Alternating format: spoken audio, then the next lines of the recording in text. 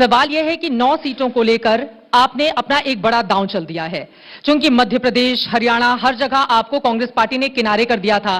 कुछ ऐसे शब्दों का इस्तेमाल भी किया गया था जिससे आपके कार्यकर्ता काफी ज्यादा नाराज थे।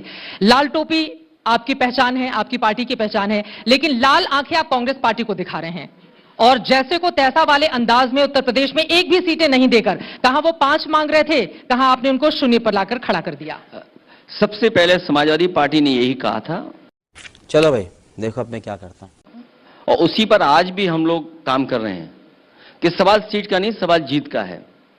और उस रणनीति के तहत 9 जो बाई इलेक्शन उत्तर प्रदेश के होने जा रहे हैं वो समाजवादी पार्टी लड़ रही है और कांग्रेस का समर्थन है। इंडिया गठबंधन पीडीए की रणनीति पर चुनाव होने जा रहा है। राहुल गांधी से इस बाबत बात हुई थी कि 9 सीटों पर समाजवादी पार्टी अपने कैंडिडेट उतार रही है। मैं आपसे कह रहा हूं कि रणनीति तभी बन सकती थी या रणनीति तभी आगे आती जब कांग्रेस का समर्थन होता। हां, कांग्रेस के बड़े लीडर से मेरी बात हुई है। कांग्रेस पार्टी के कार्यकर्ता क्या आपके समर्थकों के साथ, समाजवादी पार्टी के साथ मिलकर वही ताकत लगाएंगे जैसा कि लोकसभा चुनाव में हमने देखा? क्योंकि एक भी कैंडिडेट का नहीं उतरना, उनके उत्साह पर ऐसा लग रहा है कि पानी फिर चुका है। जो कांग्रेस पार्टी के जितने कार्यकर्ता हैं वो सभी समर्थन करेंगे और कांग्रेस पार्टी ने उसकी सूची समाजवादी पार्टी के कार्यालय में पहुंचा भी दी है। 2 लड़कों की जोड़ी प्रचार प्रसार करती हुई दिखाई देगी, क्योंकि देश में कई जगह चुनाव है और चुनाव देश में कई हिस्सों में है। जो भी कांग्रेस की तरफ से जो भी लीडर्स आएंगे या जो हम लोगों की तरफ से प्रचार में शामिल होंगे, हम लोग प्रचार करेंगे। लेकिन फिर से मैं उसी नारे पर आ जाती हूं, क्योंकि बटेंगे और कटेंगे वाला बयान हरियाणा में जाकर योगी आदित्यनाथ जी ने दिया था, वहां पर बीजेपी ने जीत हासिल कर ली। वही नारा महाराष्ट्र में दिया जा रहा है और वही नारा उत्तर प्रदेश की सियासत में भी बुलंद किया जा रहा है। तो ये जो ध्रुवीकरण की सियासत है, ये आप लोगों को नुकसान पहुंचाती है। वो हिंदुओं को एकजुट कर रहे हैं और यही आपके लिए सबसे बड़ी चुनौती है अखिलेश जी। अभी बदत है भाई, अभी बदत है। सरकार जानबूझ करके ऐसे नारे दे रही हो। मैंने कई मौकों पर कहा, फिर मैं बात को दोहराता हूं, ये किसी लैब में तैयार हुआ था नारा, और जब नारा तैयार हो गया तो उसके लिए सबसे सुटेबल उनका लीडर कौन है, उससे ही नारा कहलवाया गया और उसी का प्रचार जगह जगह हो रहा है। और इसलिए किया जा रहा है क्योंकि ये जो उत्तर प्रदेश की समस्या है, समाधान जिसका ढूंढा थे, सरकार नाकाम है। जो लोग लॉ एंड ऑर्डर की बात कर रहे थे, जिस राजधानी में हम लोग बैठे हैं, आप कल्पना कीजिए कि कस्टोडियल डेथ हो रही हो, वहां पर पुलिस का अन्याय चरम सीमा पर पहुंच गया हो। जो थाने हमें न्याय दिलाते हैं, जहां पर हम न्याय के लिए जा सकते हैं, वो अत्याचार गृह बन गए एक तरीके से। कोई थाने में जाएगा तो हो सकता है उसकी जेब से पैसे निकाल लें या वसूली हो जाए, और वसूली के अलावा अगर कुछ हो तो हो सकता है उसकी हत्या हो जाए। ये कोई पहली हत्या नहीं है उत्तर प्रदेश में। इसी राजधानी में इससे पहले एक दलित बेटी की हत्या की गई, कस्टोडियल डेथ हुई, और अभी हाल में ही एक और मोहित नौजवान की हत्या हो गई। सरकार के पास जवाब क्या है? और इसी लखनऊ के पास इस सरकार ने दंगा करा दिया।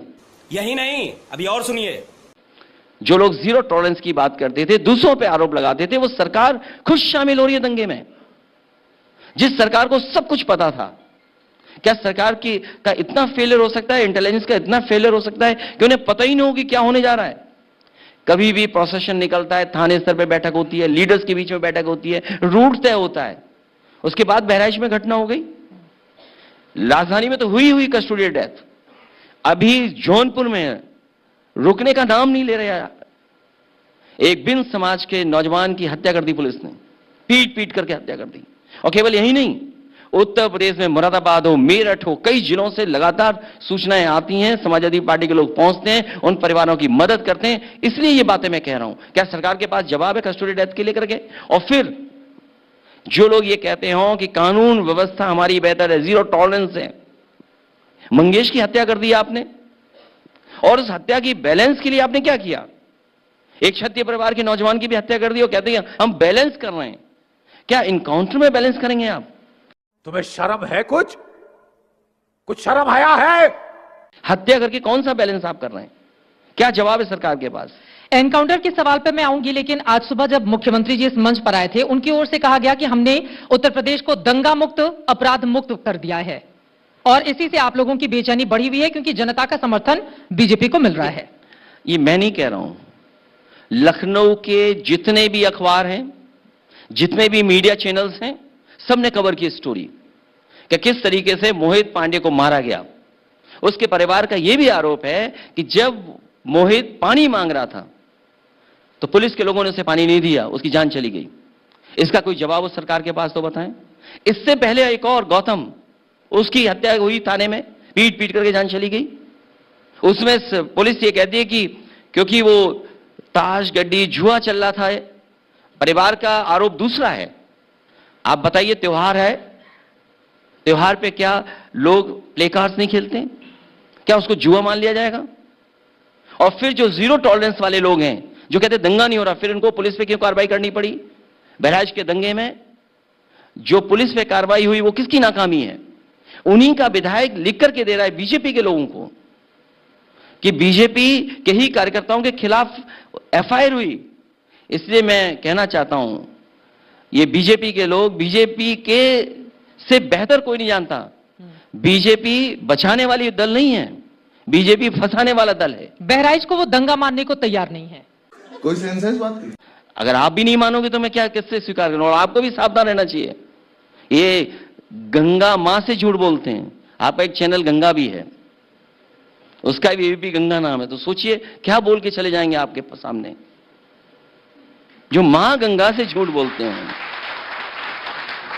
इसलिए आपको सावधान रहना पड़ेगा कि आपका भी एक चैनल है एबीपी गंगा।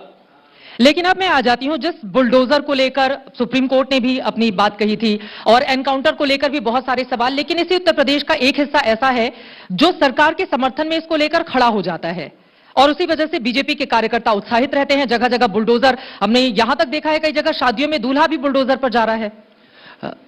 बुलडोजर अन्याय का प्रतीक बना है। अन्याय का प्रतीक से खुशी नहीं मिल सकती किसी को, और जो लोग अन्याय के प्रतीक से खुश हो रहे हैं उनसे ज्यादा समाज में नेगेटिव व्यक्ति कोई नहीं हो सकता। और जिनका भाव ही विनाशकारी हो, बीजेपी के कई लोग ऐसे हैं जिनके हाथों में विनाशकारी रेखा है। अरे बाप रे, ये तो धोती खोल रहा है। आप बुलडोजर से कोई बिल्डिंग बनाते, पुल बनाते, कोई काम करते, कंस्ट्रक्शन का काम होता। आप घर गिरा रहे हो, लाखों घर गिरा दिया आपने। उन्होंने कहा सिर्फ अवैध निर्माण पर यह कार्रवाई की गई है। अगर अवैध निर्माण पे कार्रवाई हुई है तो अवैध निर्माण पे जो दोषी अधिकारी थे उनके कितने घरों पे आपने बुलडोजर चलाया है, जिनकी वजह से अवैध निर्माण हो रहा है। और मैं आपसे कह रहा हूं, यहां बैठ करके कह रहा हूं, गवर्नर हाउस के सामने इलीगल कंस्ट्रक्शन हो रहा है। वो हेरिटेज बिल्डिंग है, क्या उसका नक्शा पास है? क्या इनका बुलडोजर वहां भी जाएगा इलीगल कंस्ट्रक्शन के लिए? और नहीं मानते आप, किसी अपने चैनल के जो आपका स्टिंगर कोई व्यक्ति हो, चैनल का कैमरा लेकर के जाके देख सकता है। क्या उसको लीगल इलीगल क्या मानेंगे आप? आप तो ये भी कहते हैं मुख्यमंत्री आवास का भी नक्शा पास नहीं है। अगर नक्शा पास हो तो नक्शा दिखा दे। एलडीए ने पास किया कि नगर निगम ने पास किया है? मुख्यमंत्री आवास का भी नक्शा पास नहीं है। मैं तो कह रहा हूं ना, सरकार के लोग नक्शा दिखा दें उसका। गजब बेइज्जती है। लेकिन अगर इस तरह की कार्रवाई अवैध निर्माण को लेकर सुप्रीम कोर्ट ने अपनी जो गाइडलाइंस दी थी उसमें इस बात को अलग रखा था कि अगर कहीं अवैध निर्माण है तो फिर आप कार्रवाई कर सकते हैं, और उसी के नाम पर अगर वो अपनी इस कार्रवाई को आगे बढ़ा रहे हैं तो जनता के उस वर्ग को कैसे आप लोग बताएंगे कि सरकार जो कर रही है ये विभाजनकारी है, क्योंकि इसी के आधार पर वो वोट भी हासिल कर रही है। मैं आपकी हर बात से सहमत हूं जो बात आप कह रहे हैं। एलडीए में या जितनी भी डेवलपमेंट अथॉरिटीज हैं उनमें सब में सूची बनी हुई है कि इलीगल कंस्ट्रक्शन कहां कहां हुआ है। उन सूची के तहत आप क्यों नहीं गिरा रहे किसी का? एलडी में होगी सूची, या जितनी भी डेवलपमेंट अथॉरिटीज है उनमें सूची है। और मैंने तो आपसे कहा गवर्नर हाउस के सामने इलीगल कंस्ट्रक्शन हो रहा है, क्या उसका नक्शा पास है? और फिर जिसने इलीगल कराया है, क्या उन अधिकारियों के खिलाफ कार्रवाई हो रही है? क्या उन अधिकारियों के खिलाफ कार्रवाई होगी? लेकिन यहां पर मुख्यमंत्री जी बड़े बड़े दावे करके गए हैं। उनकी ओर से एक तरफ कानून प्रशासन को लेकर अपनी पीठ थपथपाई जा रही है। $1 ट्रिलियन इकोनॉमी उत्तर प्रदेश की बनाने को लेकर भी उन्होंने यहां से हुंकार भरी है। एक बात मैं कह दूं आपसे, जिस प्रदेश के पास अपना परमानेंट डीजीपी ना हो, कार्यकारी डीजीपी हो, कई बैचों के जो जिम्मेदार अधिकारी हैं जो सेवा देना चाहते हैं, निष्पक्ष काम करना चाहते हैं, उनके चेहरों के भाव पढ़ लीजिए आप, आईपीएस लोगों के। कितने आईपीएस लोग रह गए जो उस स्थान पर नहीं पहुंच पाएंगे? इसका जवाब किसके पास है? और फिर जहां तक $1 ट्रिलियन इकोनॉमी की बात है, आप सरकार ने बोल दिया, आपने स्वीकार कर लिया। क्या ग्रोथ रेट कितनी होनी चाहिए? मैंने सुना कि उन्होंने कहा कि 64,000 एकड़ जमीन उन्होंने क्लियर कराई है जिन पर माफियाओं से। अवैध कब्जे थे जी। 64,000 एकड़, इसका डेटा कहां है? अगर आप कहते हैं पोर्टल से सुविधाएं मिल रही हैं, तो आप बताइएगा ना 64,000 एकड़ जो जमीन आपने खाली कराई जिसमें इंडस्ट्री लग रही है, उसका डेटा कहां है? और फिर आज का ये अखबार उठा करके देख लीजिए आप, इनको अपनी योजनाओं को जमीन पर पहुंचाने के लिए, जो अभी पहुंचनी नहीं है, वो जमीन केवल हवा में है, उसके लिए जो समाजवादी सरकार में जिस काम के लिए वो जमीन चिन्हित थी, उस जमीन पर योजना लेकर के जा रहे हैं। प्रयागराज में और आगरा में अगर इनके पास 64,000 एकड़ खाली थी, तो वहां पर इंडस्ट्री क्यों नहीं लग रही है? और जिस इंडस्ट्री लगाने की बात की है, कितनी इंडस्ट्री वहां पर लग गई है? क्या बढ़िया था गुरु। खत्म।